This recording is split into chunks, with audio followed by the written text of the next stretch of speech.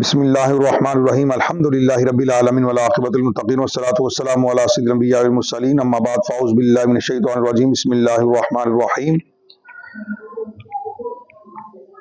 یا ایھا الذین آمنوا کتب علیکم الصیام کما کتب علی الذین من قبلکم لعلکم تتقون ایاما معدودات فمن کان منکم مریضا او علی سفر فعدۃ من ایام اخر وعلی الذین یطیقونہ فدیۃ طعام مسکین فمن تطوع خيرا فهو خير له وان تصوموا خير لكم ان كنتم تعلمون صدق الله العظيم قال الله تبارك وتعالى في شان حبيبه مخبرا وامرا ان الله وملائكته يصلون على النبي يا ايها الذين امنوا صلوا عليه وسلموا تسليما الصلاه والسلام عليك يا سيدي يا رسول الله وعلى آلك وصحابك یا رحمت للعالمین۔ محترم ناظرین و سامعین السلام علیکم ورحمۃ اللہ وبرکاتہ۔ اللہ تعالیٰ کی حمد و ثنا حضور صلی اللہ علیہ وسلم کی بارگاہ میں ہدیہ درود و سلام عرض کرنے کے بعد ماہ مقدس کے ہم حوالے سے باتیں کرتے رہتے ہیں اور ہماری گفتگو جاری و ساری تھی۔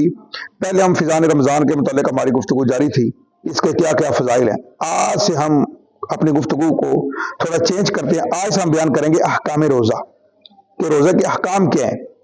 تو اللہ رب العزت نے قرآن مجید فرقان حمید میں ارشاد فرمایا یا ایھا الذین آمنوا کتب علیکم الصیام کما کتب علی الذین من قبلکم لعلکم تتقون، اے ایمان والو تم پر روزے فرض کیے گئے جیسے اگلوں پر فرض ہوئے تھے کہ کہیں تمہیں پرہیزگاری ملے۔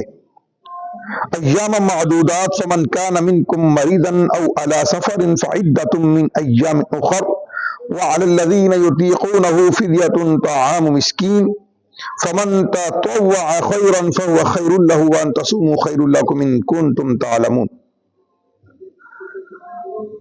گنتی کے دن ہیں تو تم میں جو کوئی بیمار یا سفر میں ہو تو اتنے روزے اور دنوں میں، اور جنہیں ان کی طاقت نہ ہو وہ بدلہ میں ایک مسکین کا کھانا پھر بار، اور جو اپنی طرف سے نیکی زیادہ کرے اور وہ اس کے لیے بہتر ہے، اور روزہ رکھنا تمہارے لیے زیادہ بھلا ہے اگر تم جانو۔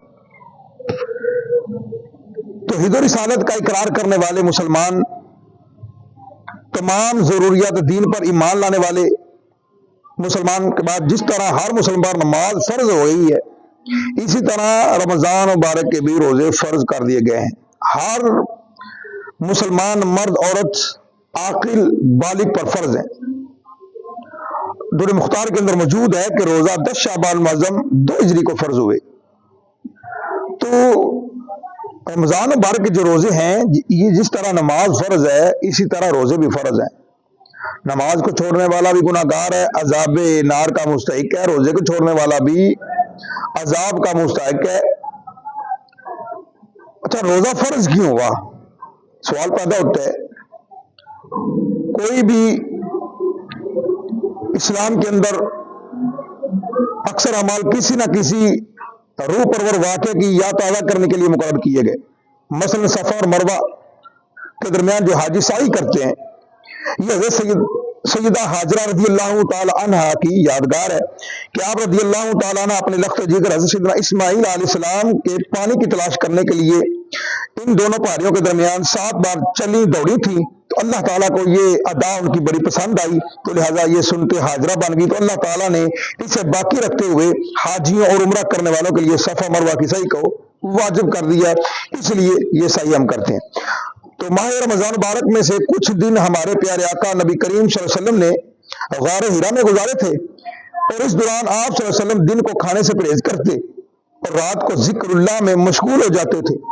تو اللہ تعالیٰ نے ان دونوں کی یاد تازہ کرنے کے لیے روزے فرض کیے، تاکہ محبوب صلی اللہ علیہ وسلم کی سنت قائم رہے، تاکہ لوگ صبح روزہ رکھیں، رات کو ذکر الہی میں شامل ہو جائیں۔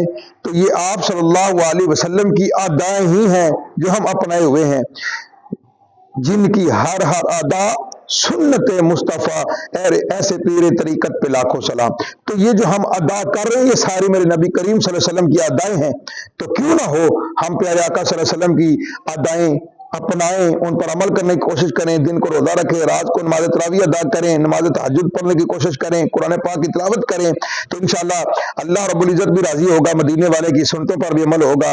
تو اس لیے اللہ تعالیٰ نے فرمایا یا ایھا الذین آمنوا کتب علیکم الصیام، اے ایمان والو تم پر روزے فرض کیے گئے ہیں۔ تو لہذا یہ فرض جو اللہ کی بارگاہ سے ہے، اللہ کی طرف سے ہے، تو ہمیں اللہ رب العزت کے حکم میں جو ہے تاخیر نہیں کرنی چاہیے، بلکہ فی الفور بجا لینا چاہیے۔ اللہ تعالیٰ ہمیں عمل اور سمجھنے کی توفیق عطا فرمائے۔